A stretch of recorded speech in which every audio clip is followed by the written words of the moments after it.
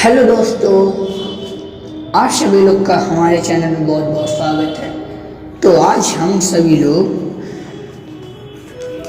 आपके लिए हम आज एक नए वीडियो के साथ आए हैं। तो चलिए वीडियो को स्टार्ट करते हैं। तो हमारा टॉपिक है सबसे बड़ी समस्या।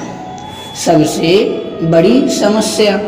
चलिए, श्री कृष्ण जी कहते हैं कि सबसे बड़ी समस्या बहुत समय पहले की बात है। बहुत समय पहले की बात, एक महाज्ञानी पंडित हिमालय की पहाड़ियों में कहीं रहते थे। लोगों के बीच रहकर वह थक चुके थे और अब ईश्वर भक्ति करते हुए एक सदा जीवन व्यतीत करना चाहते थे। लेकिन उनकी प्रसिद्धि इतनी थी, लोग दुर्गम पहाड़ियों, सकरे रास्ते, नदी, झरनों को पार करके भी उनसे मिलना चाहते थे। उनका मानना था कि यह विद्वान उनकी हर समस्या का समाधान कर सकता है। इस बार भी कुछ लोग ढूंढते हुए उनकी कुटिया तक आ पहुँचे। पंडित जी ने उन्हें इंतजार करने के लिए कहा। 3 दिन बीत गए, अब और भी कई लोग वहां पहुंच गए। जब लोगों के लिए जगह कम पड़ने लगी तब पंडित जी ने बोले, आज मैं आप सभी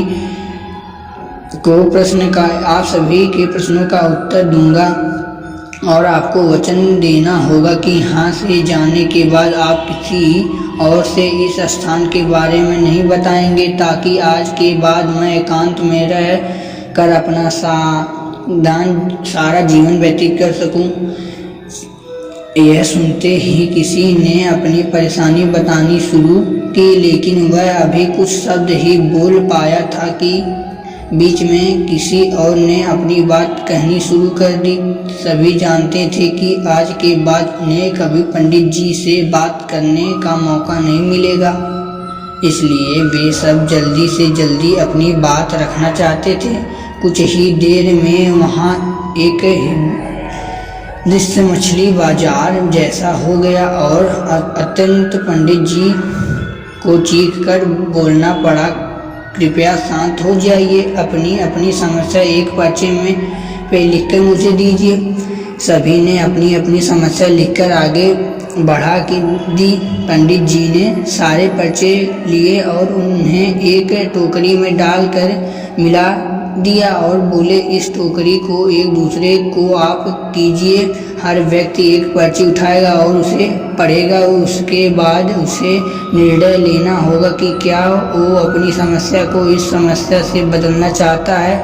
हर व्यक्ति एक पर्चा उठाता, उसे पढ़ता और सहम सा जाता। एक एक करके सभी ने पर्चियों देखे लिए, पर कोई भी अपनी समस्या के बदले किसी और की समस्या लेने को तैयार नहीं हुआ। सबका यही सोचना था कि उनकी अपनी समस्या चाहे कितनी ही बड़ी क्यों ना हो, बाकी लोगों की समस्या जितनी गंभीर नहीं है। 2 घंटे बाद कभी अपनी अपनी पर्ची हाथ में लिए लौटने लगे। वे खुश थे कि उनकी समस्या उतनी बड़ी भी नहीं है जितना कि वे सोचते थे।